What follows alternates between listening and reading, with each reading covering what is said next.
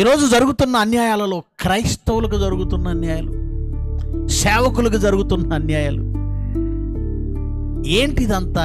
ఏ అన్యాయాలు ఏంటి? దేవుని సేవే కదా, దేవుని సేవకుడే కదా. దేవుని సేవకునికి కూడా రక్షణ లేదా? న్యాయం లేదా? దేవునికి సేవకునికి కూడా న్యాయం జరగదా? మరి దేవుడు ఏం చేస్తున్నట్లు ఈరోజు చూస్తున్నాం. ఎవరు దేశాన్ని దోచుకుంటున్నారో వాళ్ళకే కోట్లు కోట్లు కోట్లు కేసులు వస్తున్నాయండి. ఒక పక్క ఇదిగో ఈ కుంభకోణం, ఈ కుంభకోణం, ఈ కుంభకోణం, ఈ కుంభకోణం, ఈ కుంభకోణాలలో ఇంత తినేశారు, ఇంత తినేశారు, ఇంత తినేశారు, ఇంత తినేశారు. పేదవాడి నోటికి అందవలసినటువంటి పట్టెడు అన్నం కూడా అందకుండా దగాకోర్లు చివరికి పశుగ్రాసాన్ని కూడా, పశువుల దగ్గర గ్రాసాన్ని కూడా మింగేసేటువంటి బడాచోర్లు.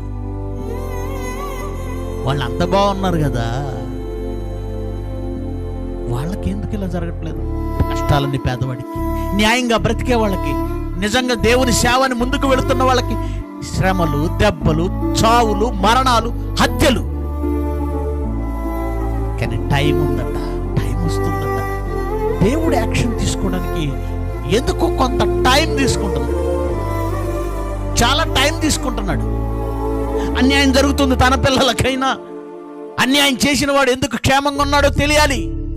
అందుకే ఈ సమాజానికి దేవుని పక్షంగా నిలబడి దేవుని నీతిని, దేవుని న్యాయాన్ని ఈ సమాజానికి చాటవలసిన బాధ్యత సంఘానిది.